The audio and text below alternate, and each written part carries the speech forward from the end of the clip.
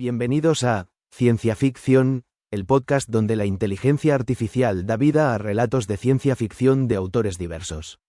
Prepárate para sumergirte en un universo lleno de aventuras intergalácticas, futuros distópicos y tecnologías inimaginables.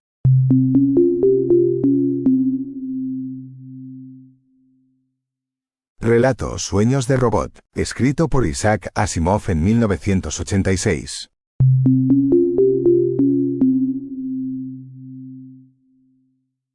Anoche soñé. Susan Calvin no dijo nada, pero su rostro arrugado, viejo en sabiduría y experiencia, sufrió un tic microscópico.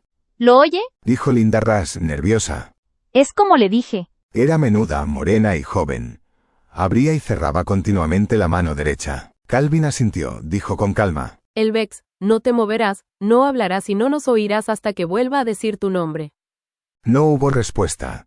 El robot se quedó sentado como una talla de metal, y así permanecería hasta volver a oír su nombre. ¿Cuál es su código de entrada en el ordenador, doctora Rush?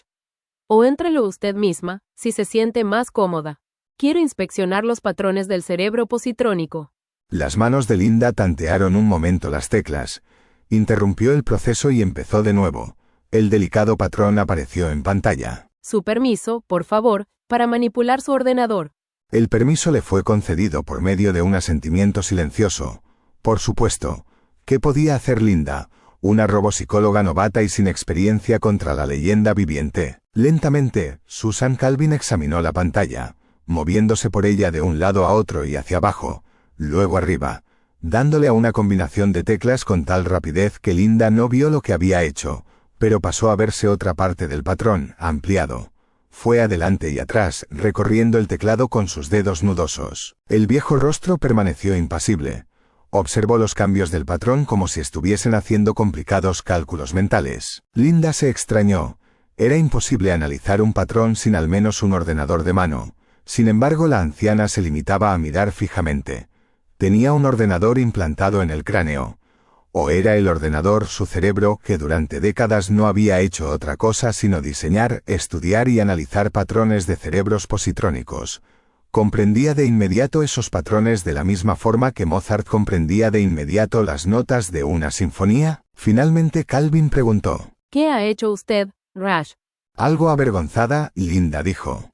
Empleé geometría fractal. De eso me he dado cuenta. ¿Pero por qué? Nunca se ha hecho. Pensé que podría producir un patrón cerebral de mayor complejidad, posiblemente más cercano al humano. ¿Lo consultó con alguien? ¿Fue cosa suya? No lo consulté, fue cosa mía. Los ojos marchitos de Calvin miraron largamente a la joven. No tenía derecho. Rush es un hombre. Imprudente es su naturaleza. ¿Quién es usted para no pedir permiso? Yo misma, Susan Calvin, lo hubiese consultado. Temía que me lo impidiesen. Así habría sido, desde luego. ¿Me van a despedir? Muy posiblemente. O puede que la asciendan. Depende de mi opinión cuando haya terminado con esto. ¿Va a desmontar a él? Había estado a punto de decir su nombre, lo que hubiese reactivado al robot y hubiese sido un error más. No podía permitirse otro error, si no era ya demasiado tarde para permitirse nada. ¿Va a desmontar al robot? De pronto fue consciente, lo que la conmocionó un tanto, de que la anciana tenía una pistola de electrones en el bolsillo de la bata. La doctora Calvin había venido preparada para esa eventualidad. Veremos. Puede que el robot resulte demasiado valioso para desmantelarlo. Pero ¿cómo es posible que sueñe? Usted ha creado un patrón cerebral positrónico asombrosamente parecido al de un cerebro humano. Los cerebros humanos deben soñar para reorganizarse, para deshacerse, periódicamente, de los enredos. Quizá también deba hacerlo este robot, y por la misma razón. ¿Le ha preguntado con qué ha soñado? No. La he mandado llamar tan pronto como ha dicho que había soñado. A partir de ese punto, ya no podía encargarme yo sola. Una sonrisa imperceptible había cruzado el rostro de Calvin. Hay límites más allá de los cuales no la llevará su estupidez. Me alegra saberlo. Es más, me alivia. Y ahora, veamos juntas qué podemos descubrir.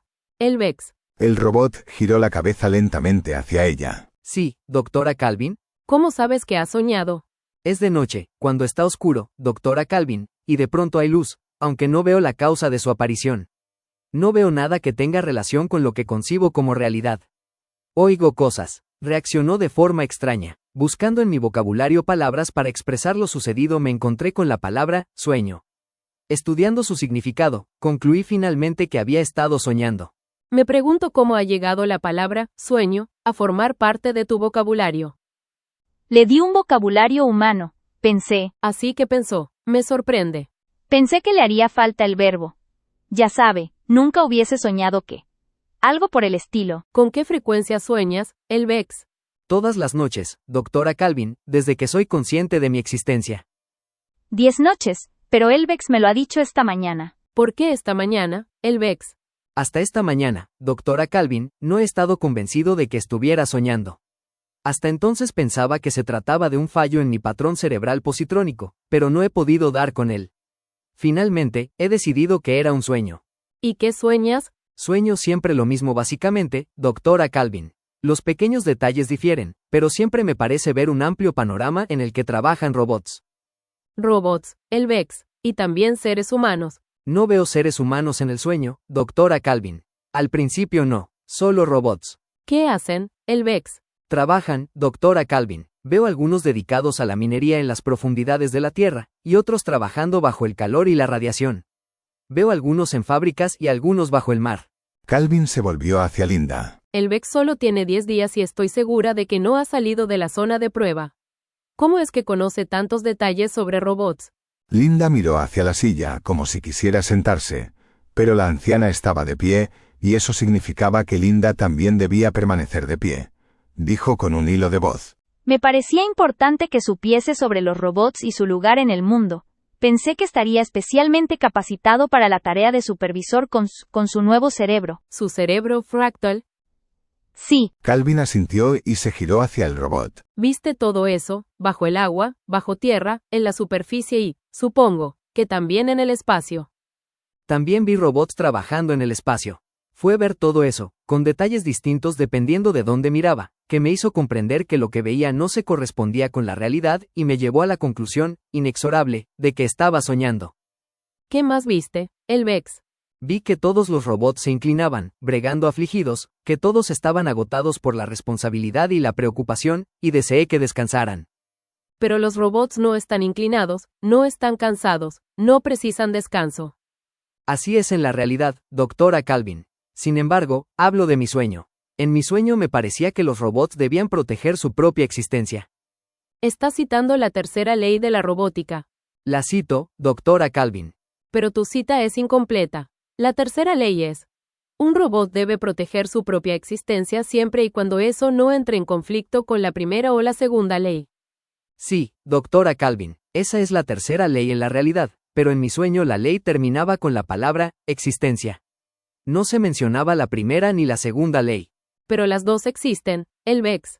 La segunda ley, que tiene precedencia sobre la tercera, dice: un robot debe obedecer las órdenes de un ser humano excepto cuando esas órdenes entren en conflicto con la primera ley. Debido a eso, los robots obedecen órdenes. Realizan el trabajo que les ves hacer y lo hacen correctamente y sin problemas. No están subyugados, no están cansados. Así es en la realidad, doctora Calvin. Yo hablo de mi sueño. Y la primera ley, Elbex, que es la más importante de todas, dice: un robot no podrá dañar a un ser humano o, por inacción, permitir que un ser humano sufra daño. Sí, doctora Calvin, en la realidad. En mi sueño, sin embargo, me parecía que no había primera ni segunda ley, sino solo la tercera, y esa tercera ley era: un robot debe proteger su propia existencia. Esa era la única ley. En tu sueño, Elbex. En mi sueño. Elbex, no te moverás, ni hablarás, ni oirás hasta que yo diga tu nombre. Dijo Calvin y una vez más el robot quedó convertido, por lo que parecía, en un trozo inerte de metal. Calvin se volvió hacia Linda Rush y dijo: Bien, ¿qué opina, doctora Rush? Linda tenía los ojos muy abiertos y se notaba el corazón desbocado. Doctora Calvin, estoy horrorizada. No tenía ni idea. Nunca se me había ocurrido que algo así fuese posible. No, tampoco se me hubiese ocurrido a mí ni a nadie. Ha creado un cerebro robótico capaz de soñar y por medio de ese dispositivo ha revelado un nivel cognitivo de los cerebros robóticos que podría haber permanecido sin descubrir, de no haber intervenido usted, hasta que el peligro fuese grave. Pero eso es imposible.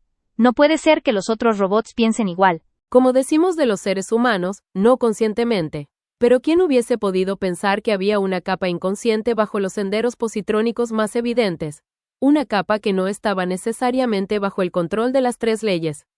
¿Qué hubiese pasado, a medida que los cerebros positrónicos hubiesen sido cada vez más complejos, si no nos hubiese puesto al tanto? ¿Se refiere a Elbex? Me refiero a usted, doctora Rush. Se ha comportado de forma inapropiada, pero, al hacerlo, nos ha ayudado a comprender algo tremendamente importante. Desde ahora trabajaremos con cerebros fractales, formándolos cuidadosamente de forma controlada.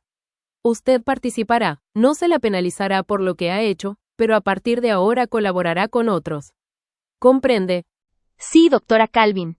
¿Pero qué hay de Elbex? Todavía no estoy segura. Calvin sacó la pistola de electrones del bolsillo, y Linda la miró fijamente, fascinada. Un disparo a un cráneo robótico y los senderos positrónicos cerebrales quedarían neutralizados, y se liberaría suficiente energía para fundir el cerebro robótico y convertirlo en una masa inerte. Pero Elbex es importante para la investigación, sin duda. No debe ser destruido. No debe, doctora Rush.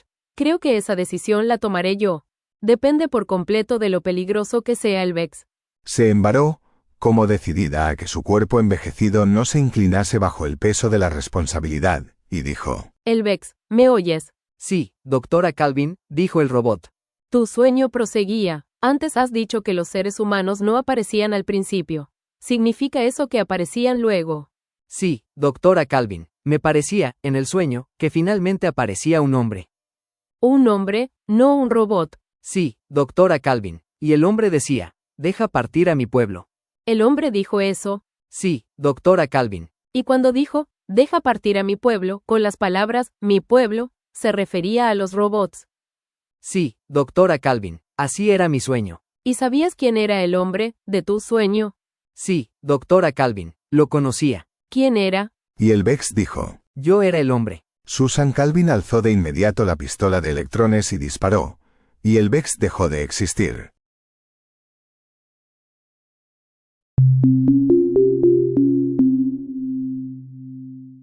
Gracias por acompañarnos en este episodio de Ciencia Ficción.